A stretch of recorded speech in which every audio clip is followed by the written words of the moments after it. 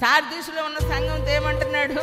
నీ క్రియలు నేను ఎరుగుదును, కానీ నీవు జాగరూకుడవై ఉండక సావనయ్యున్న మిగిలిన వాటిని బలపరుచు. కొట్టు చప్పట్ల గట్టిగా. ఎందుకంటే సగం సచ్చి సగం చెడి అటు ఇటు కాకుండా బ్రతుకుతున్నాం కాబట్టి దేవునికి అప్పగించుకోండి. సమయం లేదు ప్రియులారా, మనం ఇంకా ఇంకా ఇంకా అని ఆయన దీర్ఘశాంతమును మనము పరీక్షించకూడదు.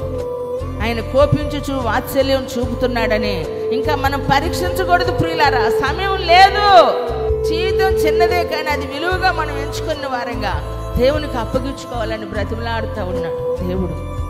తన ప్రవక్తల ద్వారా, తన సేవకుల ద్వారా దేవుడు మాట్లాడుతూ ఉన్నాడు ప్రియులారా.